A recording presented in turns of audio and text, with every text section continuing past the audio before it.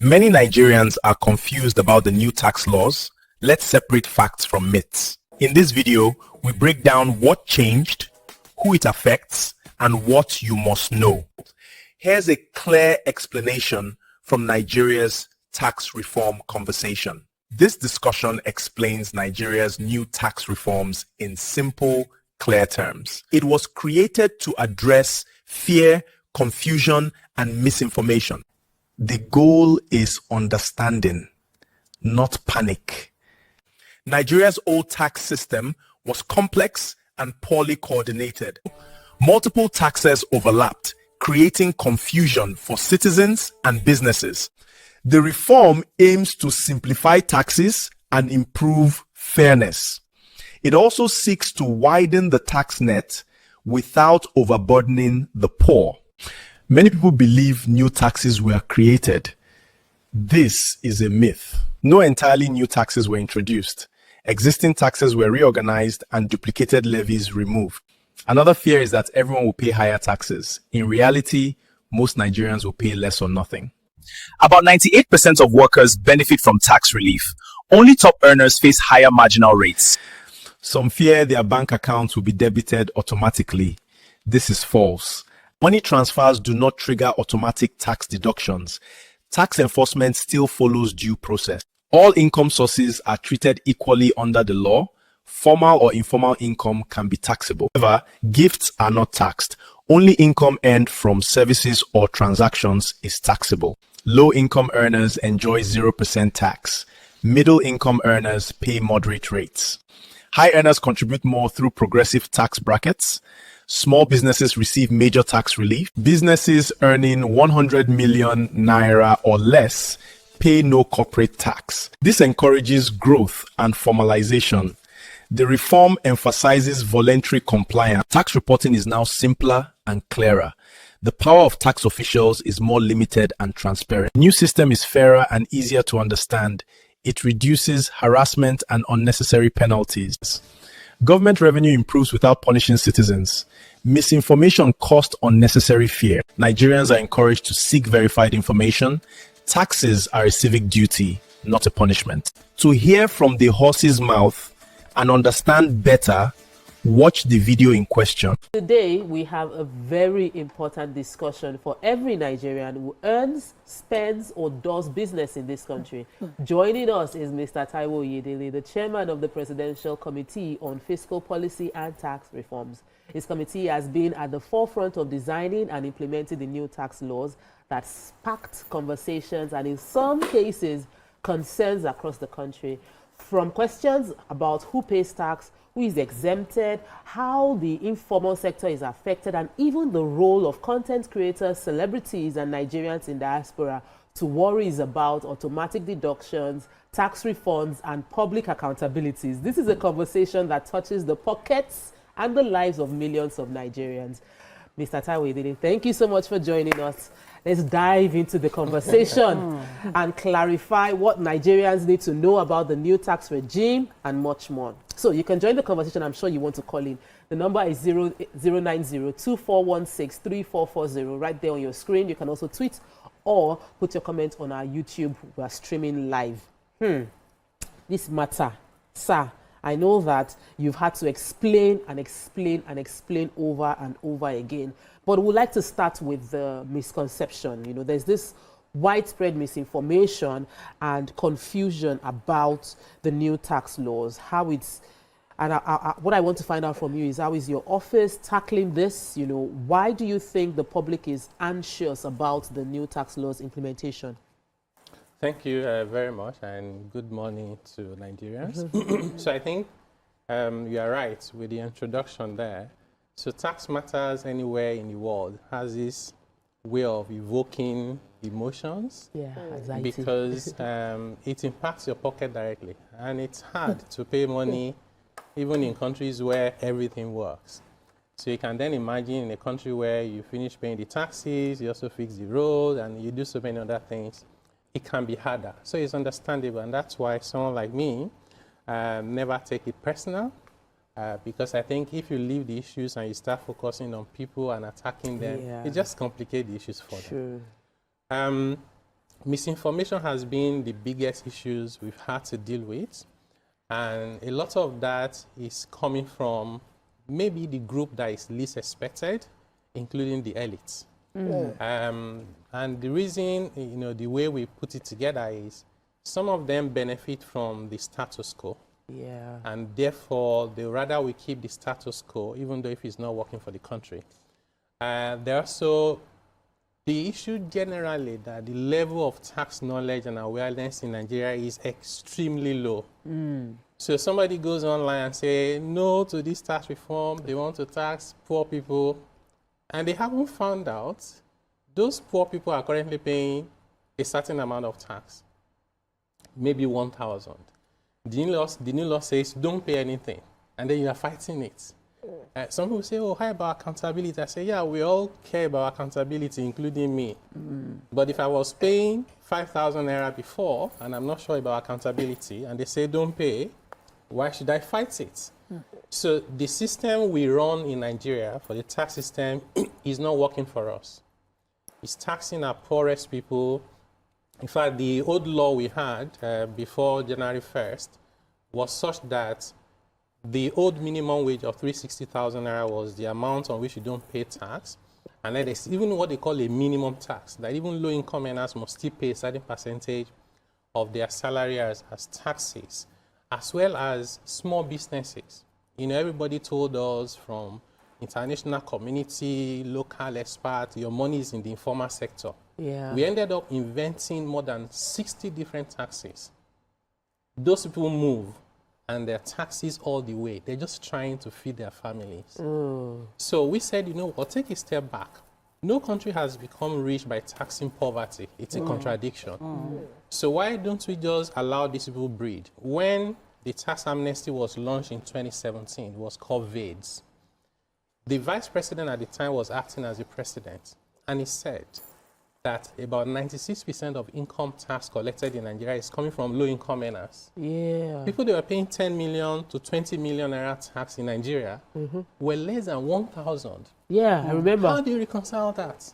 That's what you should get from Banana Island alone. Yeah. So, and then it's so convenient for us to take a step back, analyze, blame, and crucify everybody in public service and say Nigeria is not working. It won't work until you fix the system. So this tax reform was to look at it comprehensively. We said we can't be patching this thing anymore. So we took that, effort, working with stakeholders. My committee at some point had over 100 people, all walks of life, all regions of Nigeria. So we worked with a lot of data, came up with the tax reform. It was very controversial, So we navigated all of that, and the laws were enacted. It was time for gazetting. The process for gazetting was complicated. Yeah. And I kept saying that as a country, we have to move away from just being transactional. We're very dramatic. When we see smoke, don't fight the smoke. Look for the fire. Look for the fire. Oh, so true. Somebody wrote a book recently about the former president, late President Buhari, and said that there were people forging the signature of the president. You know what? We just laughed and moved on. But that is a big deal. A senior advocate of Nigeria told me there are 3 versions of the Constitution. Wow. So when it's the tax reform, the excitement is understandable because many people just don't like the idea of tax reform, even though it will reduce their tax burden. But what I've been saying is, how about we use this crisis as an opportunity to fix a system so that next time that we find any law come out, we can all go to bank and say this was in line with due process. We haven't done that. Some people have been calling names, they fought the tax reform, and I say, well, at the end of the day, if you ask me personally, I'll say the substance of that tax law, has it been tampered with? The answer is no. Should it have been altered by anyone? No. Why don't you walk through that process, address it, including consequence management? Yeah. When I was doing the research, I found something like this happened in 1980, 1981, and it was to do with money bill. And this was something to do with House of Representative Finance Committee and the Senate Finance Committee. So they did something that the entire House had not agreed to. And it became a dispute all the way to Supreme Court. Wow. And this was very complicated because when they now said it was invalid, they had to default back to an old law. But under the old law, it was sharing Nigerian money. We had, I think, 12 states, but under the new system, we had 19 states. So it was a question of, do you ask the state to refund the money that they had collected? So it was difficult to manage. And that's why my view has been that find those sections that were altered, and those are the invalid sections of the law. Okay. And then find a way to deal with it, and then let us move forward as a country. Right. When you were talking earlier about, tax, now you're saying that the poor will not be taxed, and Nigerians are fighting that. What exactly is the government taxing?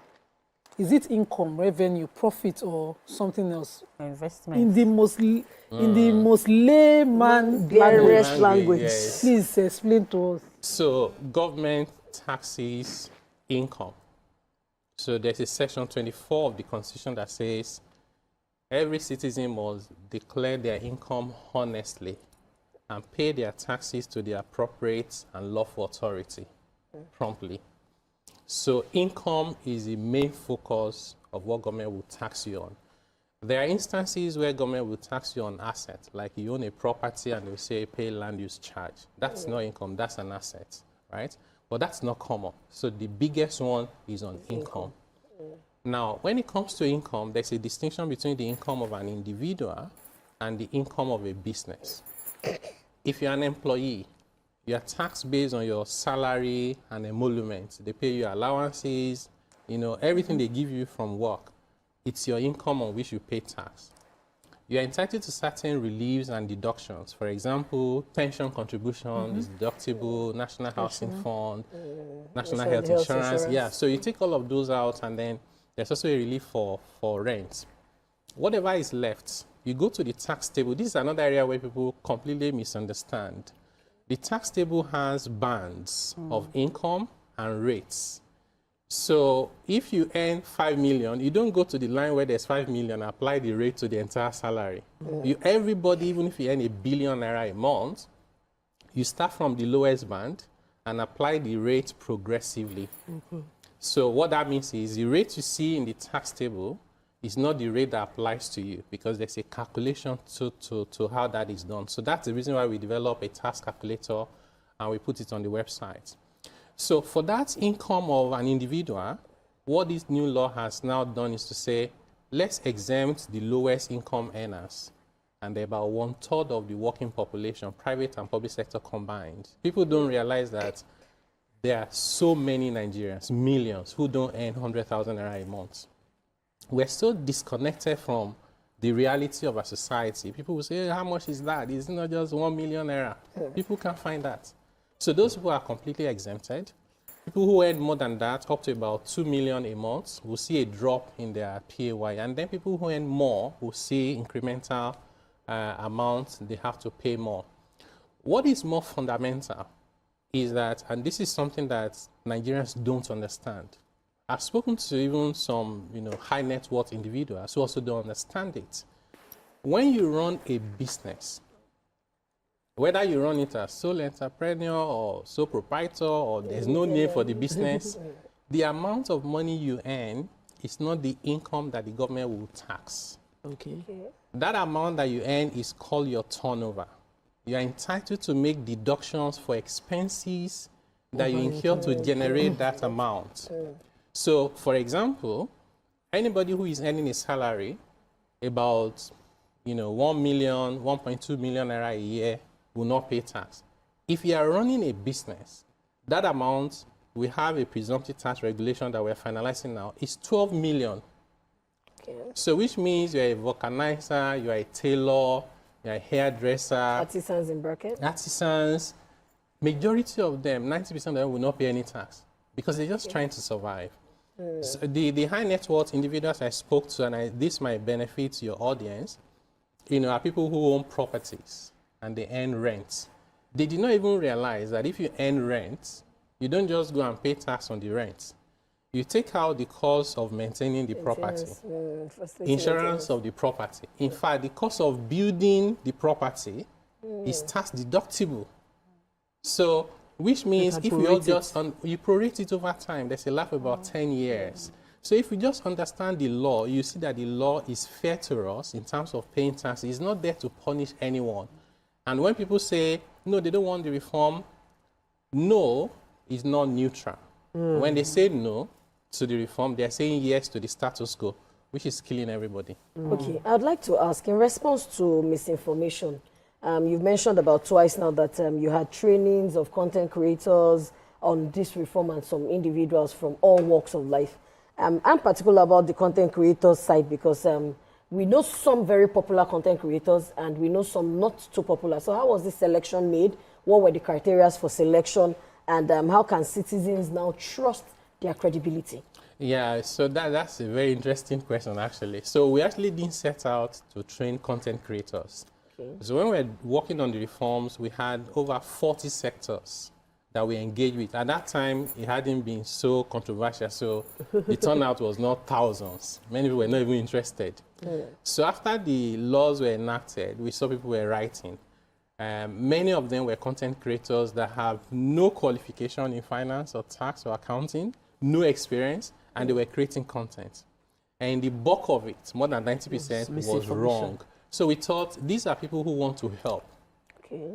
And they just didn't have the right knowledge. So we said, how about we train them? Because why should we crucify someone who was just trying to help? So we then asked people to say, please nominate the content creator that has been trying to educate you on the tax reform that you'd like us to train. So it was actually people that nominated. We got nomination from over 9,000 people. Wow. So we wanted it to be a small room, the most impactful content creator. So we selected the top 20. We then published to say, people nominated you to say they would like you to train them on tax reform. Can you come? So we also train you first. One of them went, no, they want to bribe us. I will not go. They want to. So when I read this, people forwarded it to me. I was just laughing. So some people said, why are we not on the top 20? I like one guy from the north, actually. The guy said, well, I respect everybody on the list, but I should be there as well. When I looked up the guy, he has more than 4 million followers on Instagram. More than many of the people that were arrogant on the list. So I said, you know what? Why should we decline? We said, okay, we're going to extend it to 50. But this time around, instead of asking people to nominate, if you're a content creator, self-nominate. We got 5,000 plus. Wow, that's huge. So eventually, to cut the long story short, we train close to 1,000 now. Wow. And we said to those people, we are not asking you to go and sell the tax reform. We are not asking you to go and promote it. We are saying, if you have the knowledge, exactly, should you want to enlighten, don't misinform. That was the whole idea. Okay, that's great. So, will I be paying the same taxes as a foreigner in Nigeria? Whether foreigner just living in Nigeria with their spouse and they work or they run a business? And then what are the benefits to me as a Nigerian over a foreigner in terms of this taxes? Yeah, I like that, your question. So we try not to discriminate. Because we want our country to be home to anyone and everyone who wants to do the right thing. Because the same way that our citizens go abroad and we celebrate them, why should we crucify people for coming to live in Nigeria? So you hardly find any distinction between a foreigner in Nigeria and a Nigerian in Nigeria, except, something like pension. So if you're a Nigerian and you contribute to the Pension Reform Act, that contribution is tax-free. Okay. But if you're a foreigner here and you collect your salary and you send it to your country to go and contribute to your pension, we cannot give you tax deduction for that because you did not save the money here and it's not benefiting us. Right. Other than that, you won't find any distinction between a foreigner. For us, it's about anybody who makes Nigeria home. You find it a country that works for them. If they want to do a business, it shouldn't come in their way of doing business. As individuals, they should be able to prosper because tax at the end of the day is how government shares in your prosperity. If you're unemployed, we can't collect income tax from you.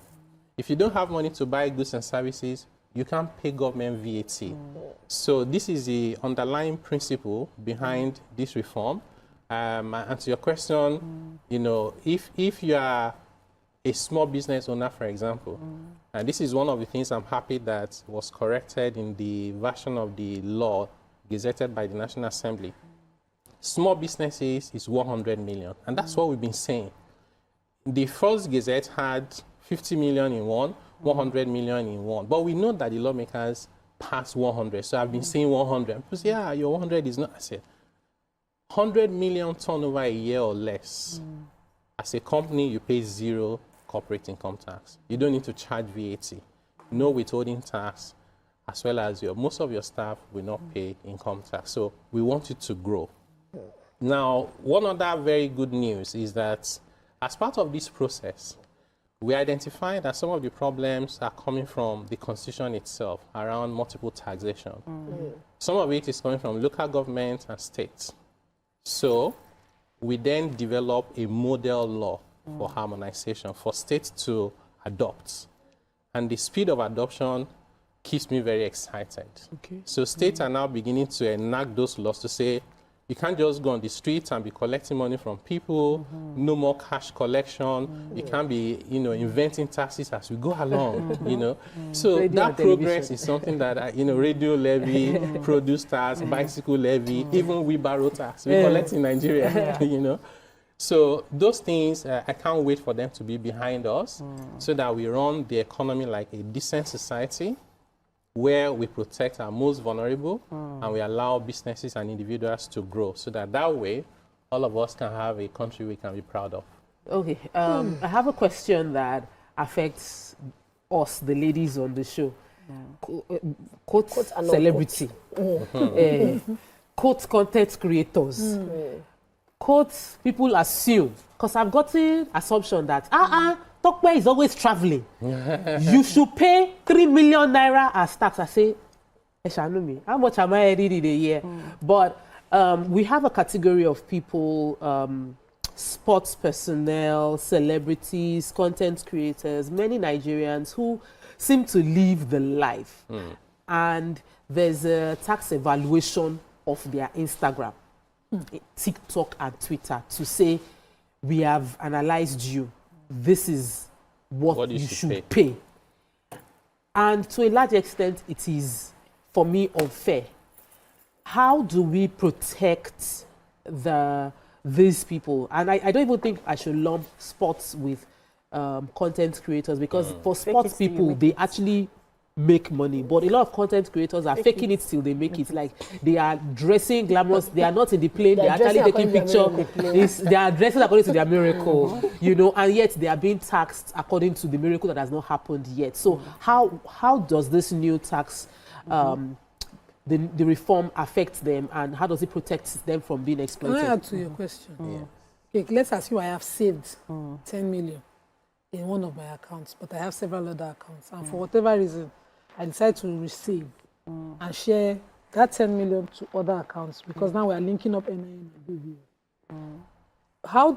Is there a tracing that shows real standard of earning and, the real source of money before taxing? Or do they just go ahead and tax based on what is available, or this money has landed here, tax it, tax it, tax it? Okay, so first and foremost, nobody will tax you based on the money on your bank account. Okay. If you have 10 billion, nobody will tax you because there's 10 billion in your bank account. But if 10 billion enter? Even if 10 billion enters, nobody will tax you because 10 billion entered. So the process is that at the end of the year, so for 2025 now that just ended, by the end of March this year, 31st of March, everyone, if you are in employment, your employer would have reported certain things, then you go and fill the remaining form. If you're not and you're self-employed, you should fill the form and submit it, which means whether you're a content creator, whether you're an influencer, whether you are selling crypto, you say during the year 2025, I did not make money. You put it there, right? Okay. I made money was only 1,000 naira. It was only 1 million. So you tell government, we call it self-assessment. Okay. But just imagine in the world that whatever you tell the taxman, they take it to the bank. There will be many countries that would have been bankrupt by now. Yes. Because I'll just say I did not make money. Yeah. So government also has the right. The duty to fact check. Exactly, to try and fact check. And that goes to the point. So if you're trying to fake it until you make it, it has the downside. If you go online, you say first class to London, right? Somebody is trying to calculate the flight tickets, and it's about 10 million. and they see that you did not file returns, don't think they will write it to you now, because it was you that said you flew to London first class. You can now explain to them that it was fake news, show them the passport that you didn't travel that day. Now, it takes effort for you to now prove that you were lying to people, right? To yourself, and to yourself. The taxman is not interested in morality. But if you put out a statement, it's a strong evidence against you until you prove otherwise. Wow. Now, this new law is actually more attractive to influencers and content creators and cryptos than before. By the way, the linking of bank account to NIN and BVN started in 2020. So it's not new. So some people are saying, oh, the taxman said they can collect this amount of data if this money is in your bank account. They did not realize that they have it before. It has always been there. No threshold. They can even ask the bank to give you information, give them information about you with 1 naira in the account. So that power has always been there and is still there. You can't limit the powers of the taxman to find information about taxpayers. You won't have a society. The same way that the taxman should not go overboard and just have unlimited powers. So you need to balance it. So for influence, let me start with cryptos. People who earn money from virtual assets, under the old law, they were taxed on gains alone and their losses were disregarded. This new law says that's not fair. It's not a crime to invest in virtual asset now. So your gains net your losses before you pay tax. That's a big advantage. If you're an influencer, again, good information. This was one of the things we shared with the content creators when we trained them. You are running a business. So when you dress up, looking good is part of earning your money. When you pay to promote a post, that's cost of running the business. You pay someone to help you run errands, you bought a camera. Camera is an asset, you claim capital allowance on it. So just having that knowledge and keeping record, and it's not complicated records that you need to keep. Capital would allowance help on you. camera. Yes, on the camera. Even when you buy Alaja just airtime. bought. Yes, when you buy data, data and airtime, that's cost of doing business. You should deduct it. So you find that by the time you deduct everything, what is left is small. And if you are below the exemption threshold, no tax. We pray for you to make millions of dollars. When you get to that point, you collect pay the your tax. money. Exactly. So are there free classes for bookkeeping? Because just as you We've been mentioned running classes. We even did one for professionals. We wanted to train 3,000 professionals across Nigeria. running as Googles on 11,000 TV. applied. Okay. 11,000. So, you know, we've been talking Nigerians, and we Nigerians, we're everywhere in the world. So how does this new reform now affect people living in diaspora? Are they liable to pay tax? They'll pay where they are making their money, where they are earning, you know, and then come back to Nigeria to pay. How does it affect them? Thank you for asking. Because most of them have accounts here. Yes. That they used to send money to their parents. Yes. So let me tell you. So under the old law, it says you are taxable in Nigeria based on your income in and outside Nigeria. For a business, it says you are taxable on income derived, accrued in, brought in, received in Nigeria. That was what we have in the old law. We said this is just too open-ended. In the new law, we've cut all of that out. You are now taxable on income that is derived or accrued in Nigeria, which means you have to be doing the business in Nigeria. If you are an individual who is not doing business, you have to be resident in Nigeria. So we've only just even provided more clarity and safety for our people who live abroad. So any money you earn abroad and you send to Nigeria has zero tax. But if you live abroad and you also have a side hustle in Nigeria, you are running a business by the side, or you have a property on which you earn rent in Nigeria, of course you pay tax, you pay tax like anybody else. So, but you're not paying tax because you are a Nigerian in the diaspora. You pay tax because you earn income in Nigeria. The same thing with pensioners are not liable to tax on their pension income or retirement benefits or severance payments. So there's, in fact, we had to compile like 50 benefits, allowances, and relief available to. Let me talk about this one that Nigerians are having this hula baloo about, and it's about accountability. Now, Nigerians online are accusing the government of using tax funds, tax money people, to fund extravagant lifestyle, to fund Owambe, to send people to India abroad. You know, just go and come back. Just go. Show nibi to fe shere lo ni ani ko lo se. So now, Nigerians are asking, that how do you respond to this perception of using taxpayers' money to fund lifestyle of public officers? Who will hold them? Excellent question. You know that me as a Nigerian, I'm also concerned about that. Because the only way our society can work is for every naira that we contribute in taxes or that we earn from other sources to count for the people. But you see, we will not solve that problem by screaming on top of our voices that there's corruption, right? We solve that problem by taking practical steps. Part of the work of my committee, even though you can't put in the tax law on how they spend the money, that's not how tax laws are drafted. We identify this as an issue. So we focus on the Fiscal Responsibility Act, as well as the Constitution itself. So we develop what we call a National Fiscal Policy Framework that's supposed to guide government on how they spend their money. So don't go and build an airport when there are no primary schools, right? Don't go and build a golf course when you don't have clean water. So those kind of simple things, yes. So we sent a bill to the National Assembly to even amend the Constitution to make this transparency a structural thing. Let me give you one very important example. Today, you will struggle to find any local government where they have their plans, their budget, and their audited accounts online that you can see. And this is the beginning of transparency. If I don't even know, and I give an example of other countries, even in Africa, where you can find details of what they're doing online. Can we just even start doing the basic things so that when somebody says just go abroad because they like you, instead of them providing a size book for kids in school, somebody would then ask them, these amount of money. There was one governor that people were making fun online about funding a trip to heaven rather than, you know, the one on earth. And I don't want to, because now I know on my job that you don't take anything to the bank because people can cook up anything.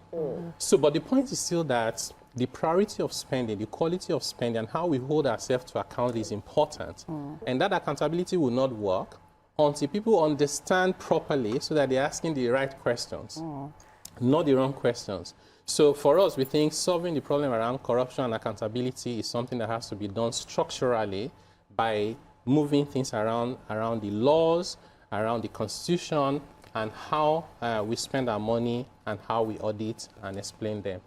Okay, so I had asked earlier about small businesses and how they calculate and you mentioned that, you know, like keep a book. I said, okay, it should be like a jingle running on these things because for the general public. So how does a small business owner know exactly what they owe? And what mechanisms are there for self-assessment or any of these assessments? Because if a tax man assesses my tax and says, Auntie, I owe 1.1 million, and I'm like, she mori 1.1 million in 2025. Well, you know, how do I query what he has, you know, reached? How do I go about, you know, not protest, objecting what he has reached? Is there, you know, So the reality is that many of our citizens, they cannot keep record to save their lives. And you need to recognize that. So we have what we call a presumptive tax regime, where you just recognize that they can't keep records. So somebody is a cobbler, they are a vulcanizer, they are roasting corn by the roadside. They don't need to keep any record, and they don't need to pay tax. Lawyers don't keep too. Yeah, so, but when it gets to the level of you're a lawyer and you're not keeping record, now we know that you have the capacity, but you don't want to. You don't have the time. Exactly. No, I don't think it's about time. You're just not prioritizing it. You don't want to. So that one, you cannot benefit from the system by failing to do what you have the capacity to do. Right. So the new law had now segmented society. People have no ability to keep records. And then not so much, not more than like 12 million revenue a year, just leave them alone. People above that, you now do presumptive to say, well, based on what you sell, where you sell it, the other people we know, we think that you made this amount. So based on that, pay this amount. And you still have to come back and say you don't agree and you give the reason. Then people above that, at this level of lawyers, accountants, and big companies, you must keep record. If you don't, the taxman would intentionally overstate your liability. Because otherwise you benefit from doing the wrong thing. Yes. So that you learn how to keep simple records. So people talk about narration, for example. The taxman narration does not save you money. Narration is not the reason why you be taxed or not taxed, but narration helps you to remember, so that when you want to explain, you don't say 4 million to Emeka, and you can't remember who is Emeka. What did Emeka do for you? Exactly, but if you say money for diesel, anytime you bring your bank statement, you remember that you bought diesel or you bought a phone. So it helps you, not the taxman. And if you decide to now say everything is a gift, everything is hospital bill, we just complicate, everything is now reimbursement, we complicate your explanation to the taxman, because it will be so obvious. Are you giving us expo? Because they will not tax cost now. Leave it as a cost. No, but So like if you put it as a cost, Factual. exactly. Yes. So you can't just say there's 5 million and it's a cost. They say cost of what? Who did you pay? You know, because if it's cost, you need to pay someone. Somebody. So we need to find out who you paid. and there's a receipt for it. And that person you paid, what is your cost is their revenue. So the system will validate both. When your stories are not consistent, the system will flag it. Prison. I need to take this So- call. Okay, welcome to the Your show. Good stories are morning. not consistent. By prison. Hello, good morning. Welcome to the show. Good morning. Good morning. Good morning. My name is Oluriegbe. Oh, wow. Okay. Come on. Welcome to the show, My sir. question, I have two questions for Mr. Oyedele. Okay. My question is, number one, how would the tax reform take care of those people who collect tickets, who give tickets to this driver, Okada, Marua, wheelbarrow, those women that sell pure water, drinks in the market, my trade, and others? How will the tax reform take care of those people? These are common people in the society. That's number one. Number two is the companies, particularly, I'm sorry to mention, these Asia people, the Chinese, the Indians, and others, they are fond of evading tax. I once worked in a company where they evade tax. They are the Indians. Until when the union dictated it, without petition, the Lagos state government there. Three, when they come, when the tax reform people will come and ask for tax, the way the management will take them to the office, give them brown envelope, and that is all. We don't hear anything again. How is the tax reform going to take care of all these things? Thank you. Thank you so much. Yeah, great questions. The first one is about pure water seller, the person who very is low, hustling, and then medium. we'll give them tickets here and there. So that's what the new reform is trying to fix. First, to say you cannot physically create a barrier to collect taxes. You cannot collect taxes in cash, right? Because if you take out the incentive of why they're there on the road harassing people, then they will not be there anymore. So they collect so much from the people, but very little gets to the government. That's because the bulk of it is lost in transit. So this new reform is trying to address that. So once we have this adopted by all the states, so this will be a thing of the past. You're selling pure water, nobody will disturb you because you don't make 12 million a year in turnover. So to the other question about, I don't like to always generalize and say some people from Asia are not paying taxes. I can tell you from data, there are Nigerians who are not paying taxes. Just There are foreigners who are not paying even paid. taxes. So let's focus on the issue. Some people are evading taxes.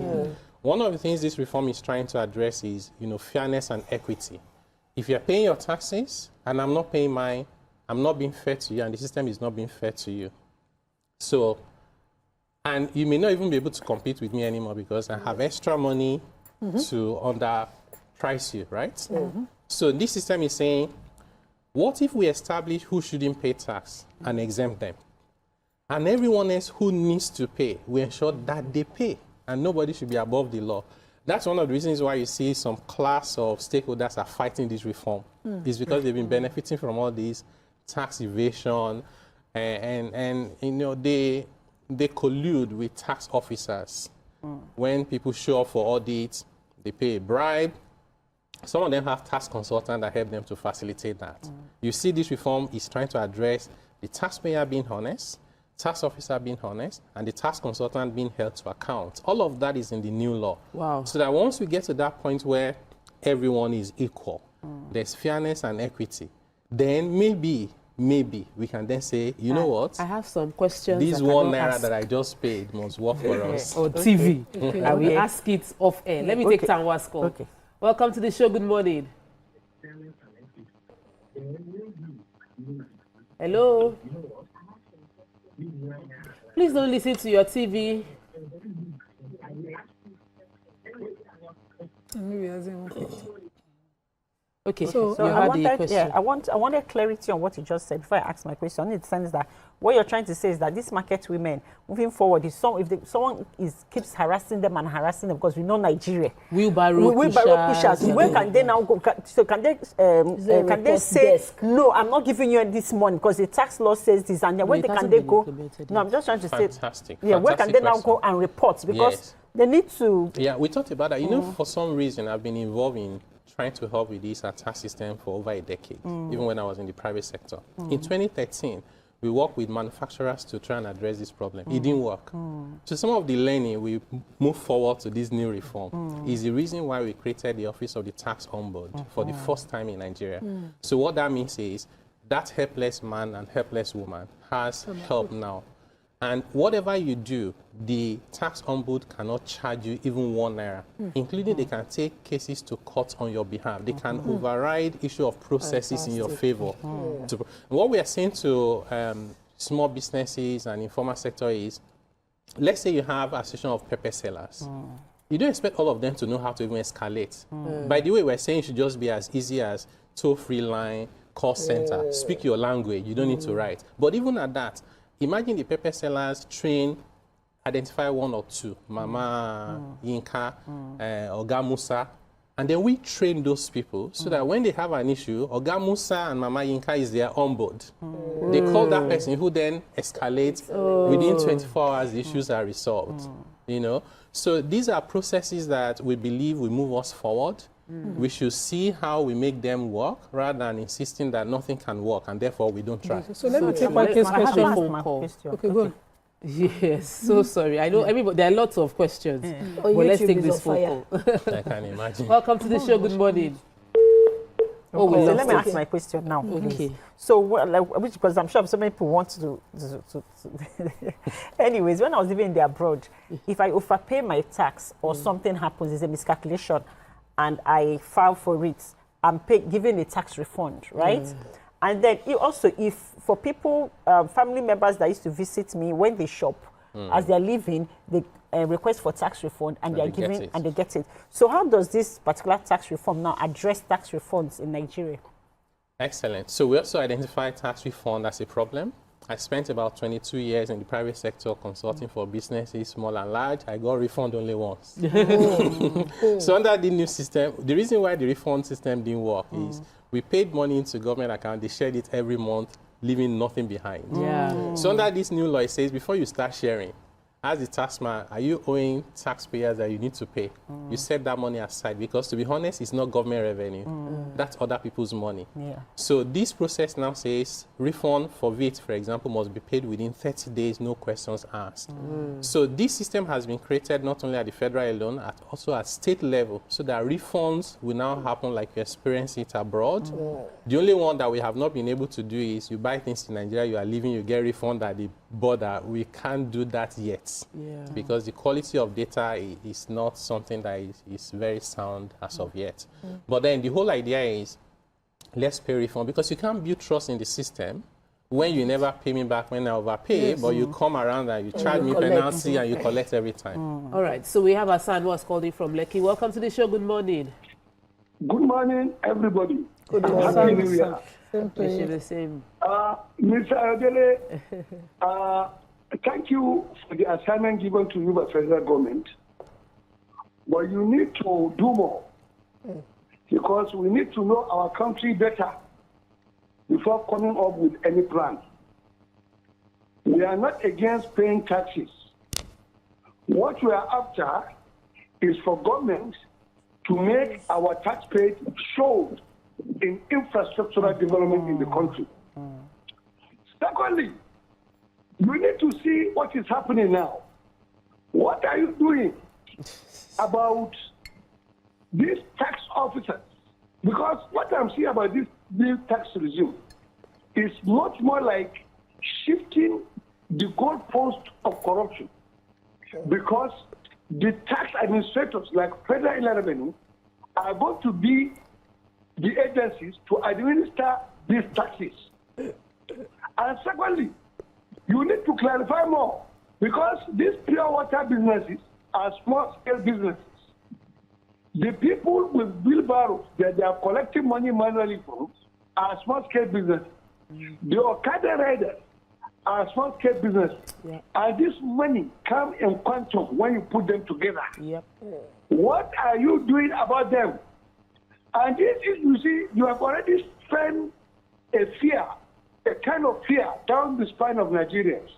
Because the signal sent to Nigerians is that they will not be going to account of people and be taking money. You need to douse that tension first. Thank you, Hassan. You've asked plenty of questions. One of the questions that is asked is, or was also sent online. Somebody is asking, please, is it true that the taxman can seize assets without court order or court ruling? Another question was in terms of payment. If money gets into your, can they freeze your account? Like, can the taxman freeze your account over non-payments in addition to what Mr. Hassan asked? Yeah, so let me start with those ones because I've seen that everywhere. So that power has always been in the law. Oh. Right? So in fact, it does not require anything other than the head of the Internal Revenue Service or the FRS at the time. But before you get to that point, we call it distrain. Distrain is you seize the asset of a taxpayer. Before you get to that, there are stages involving the courts, including up to Supreme Court. So when a tax has been established and you refuse to pay, the taxman has the power under the old as well as the new law to substitute whatever belongs to you for the tax you are owing. Now, when that item is an immovable asset, even before they sell it, they need to go back to the courts. If it's a movable asset, they don't need to go back to the courts under the old law. Under the new law, this is one of the areas of dispute between the version of the House just gazetted and what was out before, was that once you've gone through the process of the court to establish the tax, you didn't need to go back before you sell it. So and I said to people, I said, under the old law, when they had the power without going to court to sell movable assets, which one did they sell before? You know, the example I gave, because I struggled myself to even find any example, I found only two. One was actually NEPA at the time. NEPA was owing FRS because they deducted withholding tax and VAT, they didn't remit.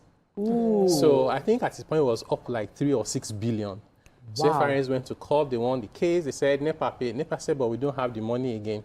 So they took their property at Falomo, Awolowo Road. That property where FRS is now used to be NEPA office. Wow. So FRS took it over. Of course, you know the revenue is not for FRS. So FRS took it over and then they can pay as part of their cost of collection the tax to government. Okay. But this tells you that it can work. But that process took years.